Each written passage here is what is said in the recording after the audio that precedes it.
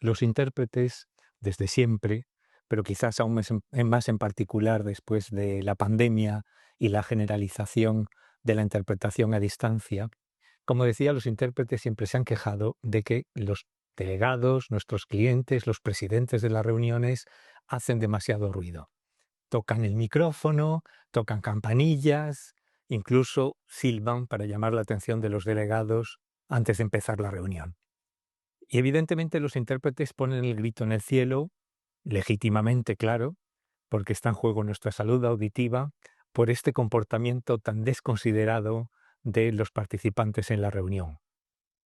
Y piden constantemente pues, cursillos de concienciación o que se les explique la situación para intentar corregirla. Yo no creo que estos cursos de concienciación vayan a ser demasiado útiles. Y la prueba es que los propios intérpretes, que son los primeros que tenían que estar concienciados de que no se debe hacer ruido cuando hay un micrófono encendido, son justamente los que más ruido hacen. Yo creo que todos hemos vivido situaciones o practicamos habitualmente, por ejemplo, pasar las hojas de los documentos haciendo mucho ruido, nos servimos un vaso de agua haciendo ruido, abrimos un caramelo o tocamos el micrófono, tosemos con el micrófono encendido, y eso a pesar de que en la formación de intérpretes también nos han machacado repetidamente que no hay que hacer ruido cuando el micrófono está encendido. O sea que se ve que la concienciación no es demasiado útil, ni en el caso de los delegados, ni en el de los intérpretes tampoco. Y yo he intentado buscar un poco las causas de este comportamiento y creo que de alguna manera las he encontrado, o he encontrado por lo menos una explicación parcial con la ayuda de la filosofía de la técnica. Y este es el tema de este vídeo. ¿Pero qué es esto de la filosofía de la técnica?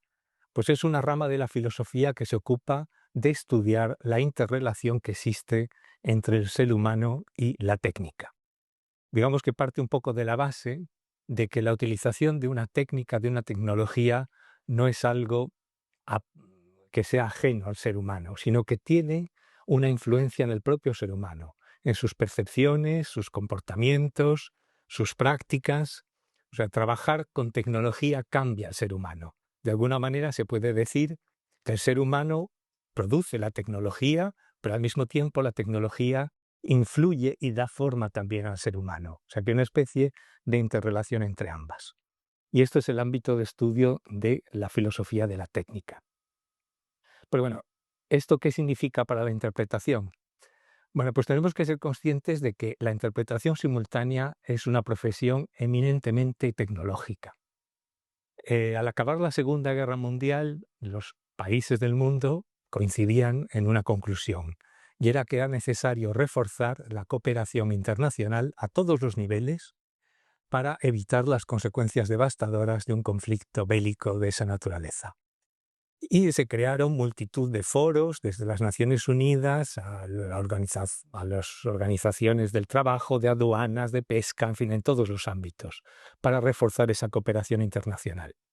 Y a la vez querían también que en esas organizaciones se pudieran hablar varios idiomas, que no se hiciera todo en un idioma, había una necesidad de mantener un multilingüismo, y esas dos condiciones unidas hicieron necesario encontrar una solución tecnológica para conseguir esas dos metas. Y la solución vino dada por la interpretación simultánea. Ahora, al introducir la interpretación simultánea, cambió radicalmente el panorama de los contactos internacionales. Hasta ese momento las relaciones eran muy formales, de tipo diplomático, pero de repente se produjo una revolución en las reuniones multilingües internacionales. Los arquitectos tuvieron que diseñar las salas de otra manera. La distribución de las mesas cambió radicalmente. Hubo que cablear las salas, poner micrófonos, altavoces, auriculares. Y lo que para nosotros es más importante, los intérpretes que hasta ese momento habían estado en el centro de atención de las reuniones internacionales, eran los mediadores en la comunicación, desaparecieron de repente detrás de los cristales oscuros de sus cabinas. De repente los intérpretes eran invisibles y eso permitía al mismo tiempo una comunicación mucho más fluida entre los participantes en las reuniones. El filósofo francés Bruno Latour habla de un fenómeno que es el de la caja negra. La caja negra es lo que sucede, por ejemplo, con la telefonía o lo que sucede con Internet. Son sistemas que están formados por muchos componentes muy diferentes, pero que van siempre unidos entre sí, que es prácticamente imposible separarlos y que producen un efecto que el usuario desea, ¿no? Por ejemplo, en el teléfono nadie sabe muy bien cuántas funciones, cuánta tecnología, cuántos técnicos han trabajado para crear un sistema que nos da el servicio que deseamos. Pues de alguna manera la interpretación simultánea también es una caja negra. A los intérpretes no se les ve en la sala, lo único que saben los delegados es que encienden el micrófono, hablan y ahí el sistema funciona por sí solo, como si fuera algo de magia, ¿no? O sea, que tenemos por un lado esa desaparición física de los intérpretes de las salas de reunión. Y luego hay otro filósofo también, otro autor de la filosofía de la técnica que puede resultar interesante en este contexto, y es el filósofo americano Don Heide. Él distingue 4 estructuras diferentes de relación entre el ser humano y la técnica. Y para el caso de la interpretación nos interesan 2 en particular. La primera relación es la relación de incorporación. El ejemplo que él da es, por ejemplo, el de las gafas o los audífonos. Cuando nos ponemos unas gafas, unos audífonos, tenemos una relación con la realidad que está mediada por una tecnología, por las lentes o los propios audífonos. Sin embargo, tras un breve periodo de adaptación, usamos las gafas o los audífonos y percibimos la realidad como si esa tecnología no estuviera ahí.